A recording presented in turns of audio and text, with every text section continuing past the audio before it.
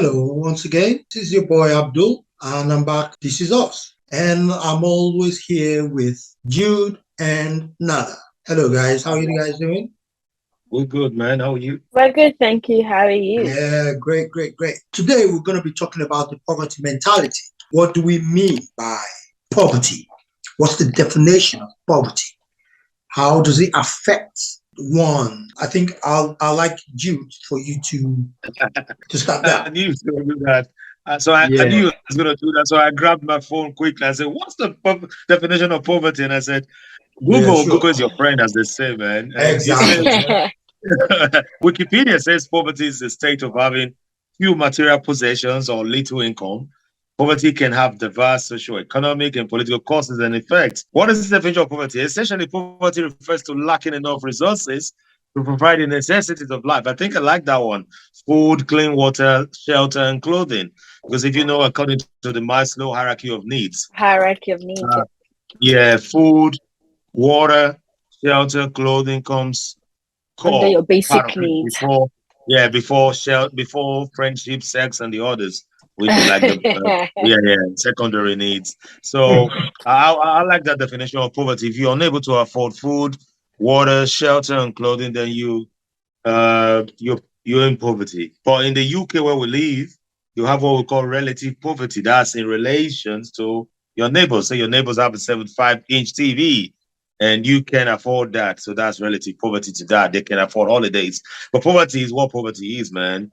For me, I think I prefer your other definition because poverty is when you don't know where the next meal is coming from, Mm. lunch, dinner, or 3 days' time.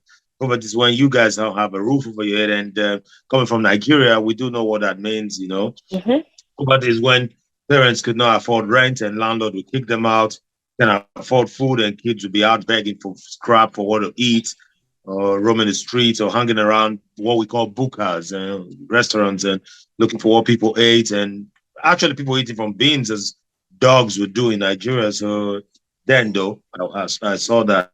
So that's absolute poverty when you don't have the basic necessities of life. You can't afford clothes on your back, no shelter over your head, no love. There's poverty of love as well. So for me, that's what poverty is. Maybe Okay, Nana. Nana, what do you think? I'm agreeing with Jude on this one. I think from my perspective, poverty is when you cannot afford the basic needs, is when you cannot afford food, shelter, and all those other things. Because if you can't meet your basic need as a human being, for me, that's when I think you qualify as being in poverty. And I always used to struggle with this because I know in the UK, once again I say this all the time, I grew up in Ghana. When you grew up in Ghana and you see like real poverty where people don't know when their next meal is coming. I remember I always used to struggle when you speak to people who are perhaps in the UK and they're talking about, oh yes, um I'm I'm poor, like yeah, we're in poverty. But I think for me I was doing a comparison of like, yes, you're poor, you're telling me you're poor and like you're living in poverty, but you have a roof over your head. I could never understand those situations as being poverty because I in my mind I'm like, you have it so much better than so many other people. But Jude made a very, very important distinction about relative poverty. And I didn't actually know much about relative poverty until he just said that, which now explains why certain people will classify themselves as being poor because you're comparing yourself essentially, aren't you? When we speak of relative poverty. Fact. But my idea when I think of poverty, I'm thinking like you can't afford clothes, you can't afford food, you can't afford shelter. That's how I see poverty. Because I always say that people are there are always going to be people in your life or people that you come across that have more than you. Just because somebody has more than you doesn't mean that you're living in poverty, Okay. if I'm making sense. Yeah. Yeah. Yeah, you're absolutely making a lot of sense. And Yeah. So sometimes I struggle when I hear people claim poverty and I'm like, but you're not really, I'm like, but I don't know. You can't really tell people that they're not in poverty when they're telling you they're in poverty. But in my mind, I'm like, you're not in poverty. You just have less than others, and that's life, and it happens. Yeah, I think you both nailed it. Just like you also didn't come to realize what relative poverty is until Yeah. Jude said that. I also share that opinion. For me, I think poverty period is when you absolutely have no hope of you finding the next meal, finding the next shelter. I mean, your whole life is not balanced. I think that's, for me, that's simply poverty because it affects everything about you. It also affects the mind. It's not just about not be able to eat or have food, or it affects the mind that you don't think straight. There's nothing that you'll be thinking about other than the fact that you just want to eat or you just want the basic necessities of life. We have what we call the welfare state. So what Europe has done, what America has done, and the advanced countries like Japan, I don't know if China has it, maybe South Korea does. You then have this social welfare system, and that was put in place to prevent absolute poverty. If you remember, uh, the 5 ills of society, so squalor, diseases, poverty, uh, unemployment. That's how NHS, Job Center, and all of these to tackle that. That's how those policies came about. So to prevent absolute poverty in this advanced world, they brought social welfare policies in place to prevent that. So, like you rightly said, there will be no way you go without bread because you have benefits. You have universal credit in England. You have the social welfare system in America. You have that in Germany. So it would be very difficult for one to say, gosh, I'm seriously broke. I can't afford bread for me and my family, because there are programs and plans out there for you to be able to cover that. Well, that's why we have the term relative poverty, because it is in comparison with how your next door neighbor lives or how the people who live in the other community lives compared to you. So they can afford 2 holidays a year. You can't even afford one in 10 years. That's why we have those terms here. In Nigeria and places like you still have absolute poverty because there's no welfare system for us to fall back on. So it's you against the scrap heap. You are just struggling against everything. I like the way you said it affects every facet of your life, Abdul, and it affects it so much that you're not balanced. Your life is not balanced, like you say. So the odds are against you. There's no government program for you to be able to say, okay, you know what? I don't have widescreen TV, but at least we can go get food from that place. You know what I mean? So people come to us, even people who are in the middle class salaries in this country. There's relative poverty amongst them, and they do come and we give them vouchers or we post them to where they can go get food from food banks. You have supermarkets who donate foods and all of that. But in Nigeria, places like Pakistan and India, you don't have that. So it's absolute wealth, extreme wealth, and absolute poverty going down that line. So yes, you can absolutely say, yeah, that's the thing. Absolute poverty is that way, and relative poverty is here because you have something to fall back on. If you go hungry and you die of starvation in UK, boy, that would be a big scandal. Because how did that happen? That would be the question. Because as long as you live in this country, if you're not working, and that's not. I haven't said that though. We have to take into cognizance that we have people with no recourse to public funds. I People was who are just about to say that, yeah, yeah, undocumented people. exactly. So I'll let Nana continue with that. Yes, I was just about to say that there are people who unfortunately cannot access those public funds. Yeah. So let's say if you're undocumented and you don't have, I always say you don't have somebody that's sponsoring you or looking after you. You can't end up in a situation where you're in abject poverty and you're in the UK purely because you're undocumented, and all these rights that we speak of there being a welfare state and all of this, you can't access it. Yeah. So in those circumstances, you're dependent on a lot of the times on the kindness of people.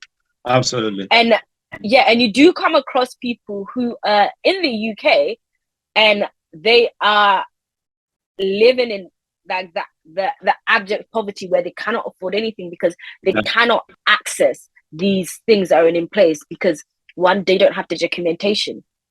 Yeah. And a lot of the times when we speak of people being in poverty, I feel like those people, their voices don't, I think they just get lost in the system because we Yep. don't ever consider or think about them.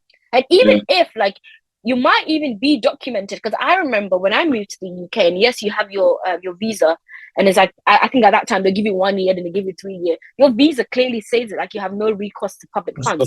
So if God forbid, if anything happens to you whilst you're in that moment where you don't, even though you're documented, you're here legally, you have no recourse to public funds. So if anything happens to you where, let's say, I didn't have to worry about this because, my parents are looking after me. I was a child then. But I can't imagine being an adult and if anything happens to your source of income, what then becomes of you? Because you can't access these funds even though you're here legally. Because your immigration status doesn't allow you to. So I don't know. So it's a difficult one.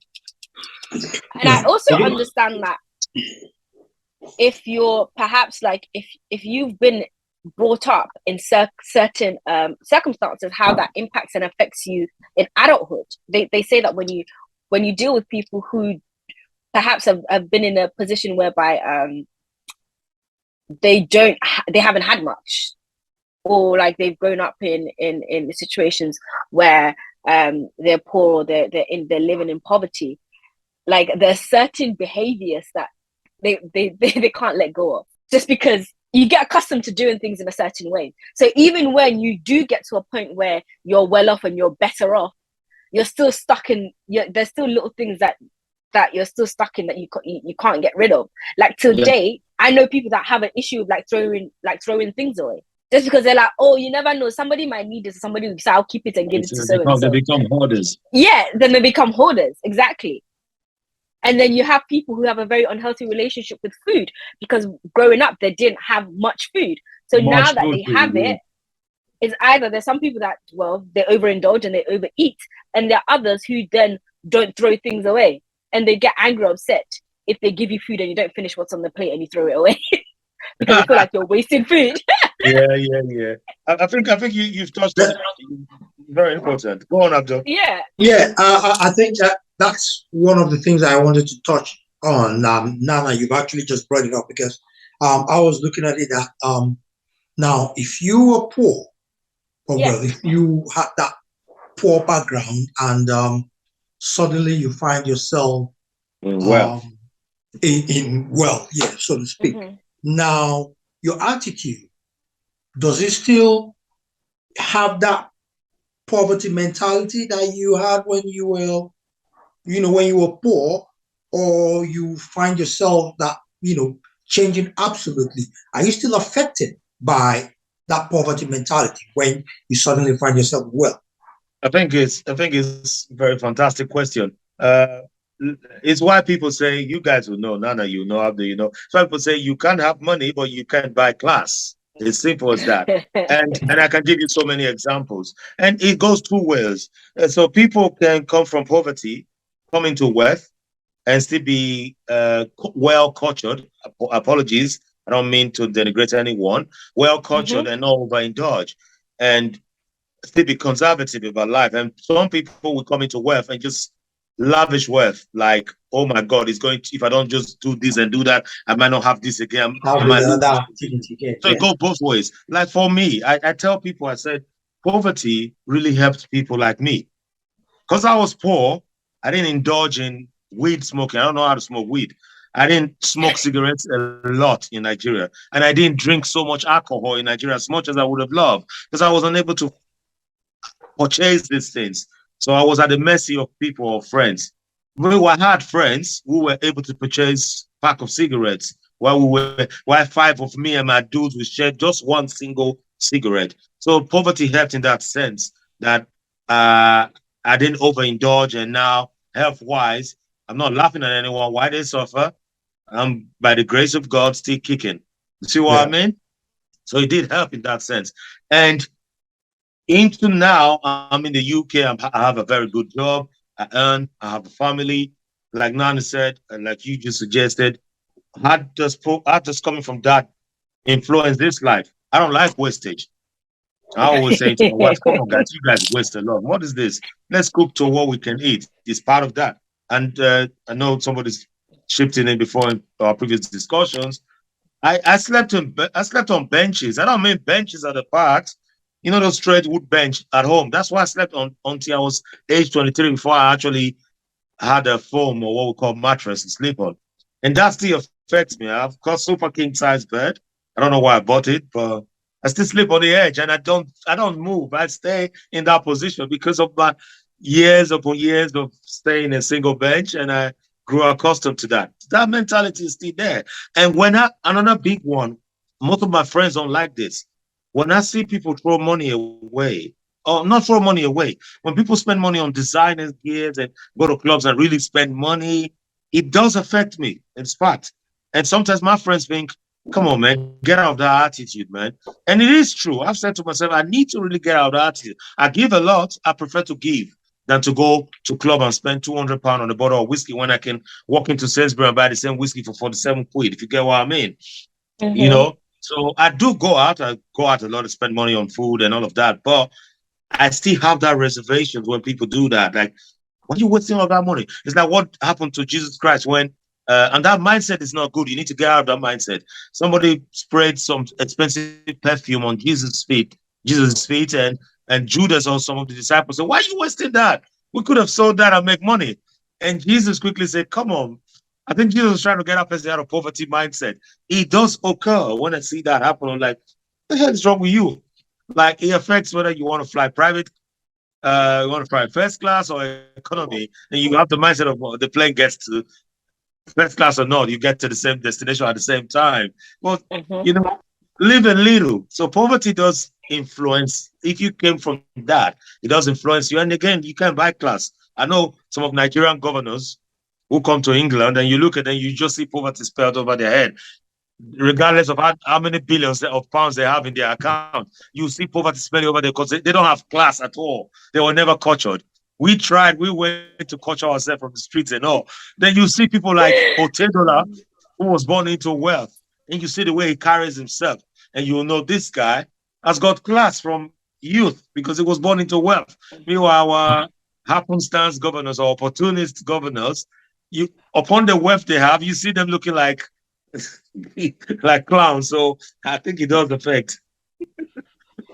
Yeah, true, true. You're very correct. I so much agree with what you just said, Jude. To be fair, I always say, you can always tell new money. That's what I call it. And as somebody who likes to, I like going out. Okay, let me put it out there, right? I like going out.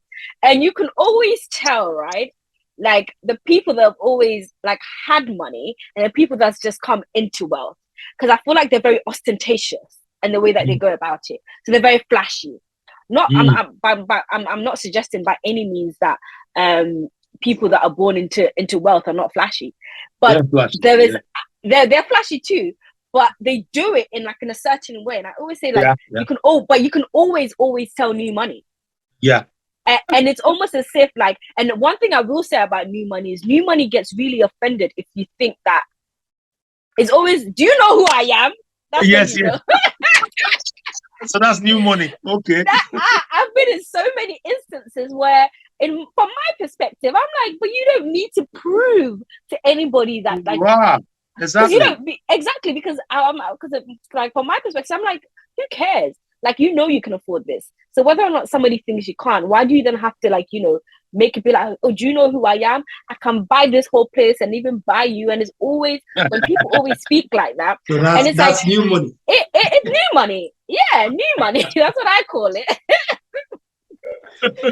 So I do find that you're able to distinguish, just like how you said, just by the way that they carry themselves. You definitely can. In the same way that when you're in the club and that certain people, that they're accustomed to this sort of life.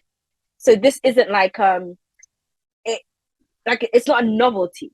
And then you see people where you're like, okay, yes, this is their time. They've arrived, and everybody must know that they've arrived. Everybody must know that that I have money, and I think when you're coming from a place whereby you don't have it and then you do get it, I think you do get to a point where it's like, oh my God, like people must know sort of thing. But I feel like it also, because within our community as well, I always say, I think within the African community, we're also very classist. So I think that also kind of influences that, because there's a big difference in the way that we treat people that are poor and the way that we treat people that have money. I'm never going to stop saying this. That is why people treat their helps that they have in their homes, they're so horrible to them. It's a class issue. But in comparison, right, if you see somebody, and I think this happens a lot, because when I was in Nigeria, like I remember the girls were always like very big of, it's all about packaging. You need to basically package yourself how you want to be addressed, because we are very, very classist. And if we think that somebody is like from a poor background, all of a sudden we then stop giving them that. This is just that normal human decency and respect that you will accord anybody. All of a sudden you're more abrupt to them and you speak to them anyhow. So you find that a lot of people then feel the need to fake a lifestyle in order to get that approval. It's quite interesting to watch and to observe. Once you become wealthy, you want everyone to see it. And it also comes to when you're in a position of authority. And this is what I don't get with some of our leaders. You know, when they're here, they're so humble. And I think the fact that we're in this country, we're somewhere, you know, where I think in the UK, I take it that everyone is a leveler. You know, no one cares. Sometimes you don't even know who's got money. That's why you need to start. Do you know who I am? Yeah, because they don't show it up here. Where we come from in Africa, especially, and I would say Nigeria, because I'm not too familiar with other African countries, but I think Nigeria is actually guilty of this. That the moment we're in position of authority, in position of power, we want everyone to know. Which we are notorious for it. Yeah, because if one of our leaders is coming to the airport, you see chains of what do they call them now? What do they call them now? The convoy. The convoy, right. exactly. The convoy. Coming out there. Once they just land into the UK or the US, it's just them, and you see them just carrying their bags on their own. I don't understand why is it still, you know, it has to be a class thing that, oh, I'm rich, I'm powerful, and so they have to know back home. But once they're here, you see them, you know, being responsible, and you know, you have the opportunity of discussing with them. I still don't understand the logic behind it, you know. But it's amazing. I think it's more to do with like the reception that you get, because I think when you're in the UK, let's be honest and let's be for real, nobody gives a heck who you are. You still have to follow the rules. You cannot bypass the rule by just because, okay, I'm so and so. Whereas back home, I think having a title and being rich and stuff, you're able to bypass certain things. Not that I'm saying that in the Western world, rich people don't bypass certain things. They do, definitely. But I think there is this, how would I say it? Let's say in the UK or in Western countries, when they do it, really they try to cover it up and they try to hide that they're doing these things. But whereas back home, they do it loudly and they want people to know that they're flouting these rules. And they'll be like, yeah, you can't do anything by virtue of who I am and the status that I have. So although I'm sure the rich and powerful in other Western countries are probably doing the same thing, probably worse things, I think they know, they tried so hard to cover it up. That's the only thing I can say. When we find out things, is because there's been a big expose in most cases when we're talking about very, very rich and wealthy people in the UK. It's because somebody has leaked something.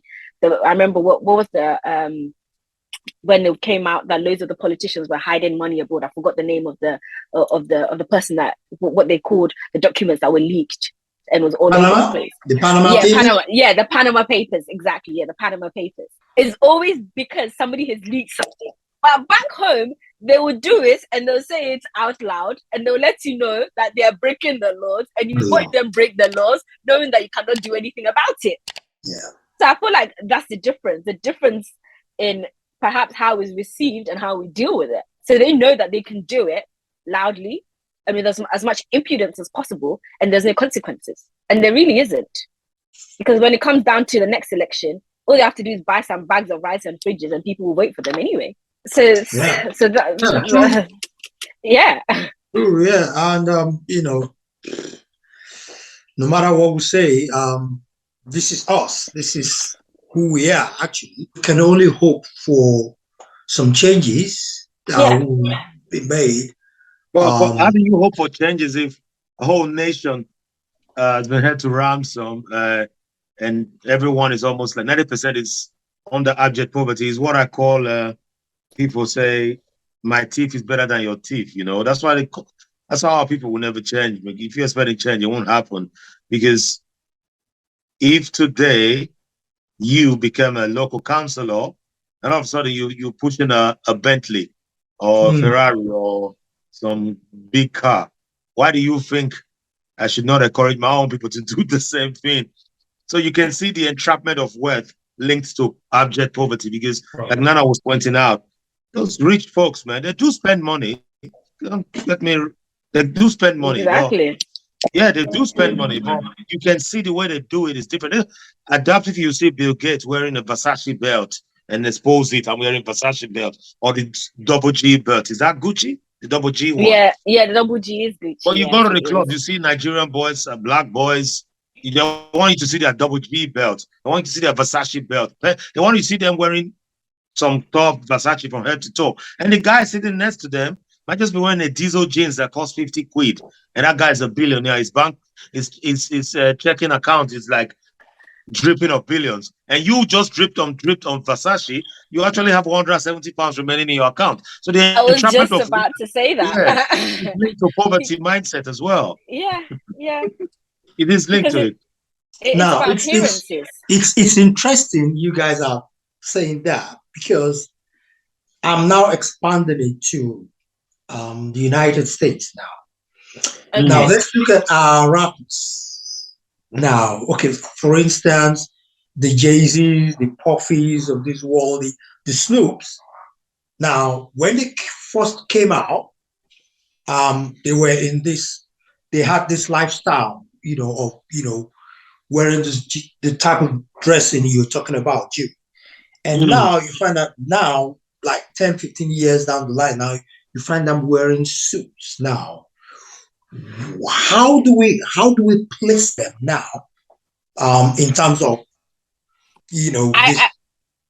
this thing, this is someone that you saw was a rapper wearing jeans, and then all of a sudden they switched to wearing suits and becoming proper businessmen now. But isn't it? I think it's a different value system now, because I think initially when I always say this, it is a different value system, because initially, right, when they were in, when they're in the trenches, because they were in the ghetto, and a lot of them will tell you, right, what they see as being celebrated when they were there in those moments was people in big chains, because that was what was valued, in big chain, in designer garments. So you see that in their early career, because they were in a system where that was what was valued, they played to that. But once you climb up the social ladder, and now you start mixing with a different caliber, because let's be for real, with a real wealth, you start to understand that exactly. Thank you. You start to understand that actually, no, this isn't what life isn't what I think. It's not about whether or not I'm wearing a chain or Gucci belt. And even JayZ says it himself. He then decided to understand that it's about building equity. It's about he invests in art. He does this. He does all these things because now he has more knowledge, and he's been mixing with people, and they provided him with a different value system. Yes. So although he's still spending he's probably still spending quite a lot of money, but now he's spending it on valuable items that are going to appreciate as opposed to depreciate. Yeah, you're absolutely spot on. It's what I was saying earlier, that you've gone through the period of culturing yourself. That's what JayZ. Yeah. JayZ is the epitome of this. JayZ is transformed. So I think Nas did the same thing. White dudes are still in the trenches, going around and doing things. JayZ uses all of that now to expand more. He's not involved with real wealth. He's not rolling with the real people. He's not rolling with the real money. With the big boys.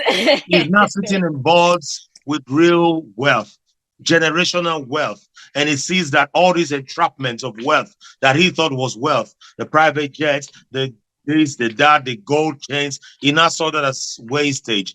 He now saw the real money that is in equity, arts, and all of that. And then, therefore, your perspective will change. How you dress, how you speak, how you do things, how you carry yourself. What you do now changes. The people you hang out with changes. That's exactly what it is. It happens to us as well. When you spend some time to go retrain yourself, you go through the 4 walls of a university, you think differently from your friends. And they start thinking, oh, Nana or Jude is a snob. No, Abdul is a snob. You're not a snob. You've just now understand different things. You're rolling with a different crowd. And those people who still trapped in that crowd mentality still remains there and think you now out of the ghetto, you're a snob. And actually, it saves lives when you live like that.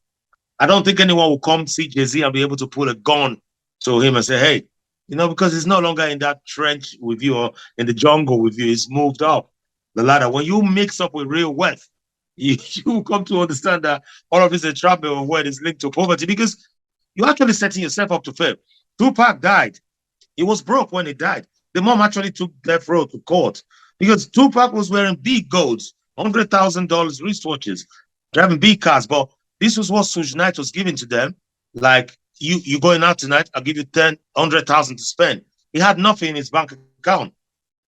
And people like JayZ saw that quick and said, oh my gosh. So all of that entrapment, you can understand why the black people in America do it though, because they've been through these struggles and they thought, for us to fit in, let's do this, let's do that. But that's absolutely leading you to poverty very fast, because you're spending money on things that don't have values. Like Nana said, they don't have value. Things that we appreciate is art, owning art and buying hectares of land, buying farmlands. But how many of us does that? Because if I told you I have 3 farmlands in Britain, you won't see that at the club on a Friday. You won't see it. But if I wore Versace and Gucci and my wallet is swollen and they bring 10 bottles of champagne and start singing Dorime, Dorime. That's wealth. That's what you want to see. And that's leading me to poverty again, but people don't see it. Yeah, you're correct. Yeah, I think we've run out of time again. And it's an absolute pleasure discussing things that affect us. And the program is This Is Us as usual. I enjoy my interaction with Jude and Nana as always. And thank you very much. Thank you and have a nice evening, guys. Thank you. Bye. Thank you.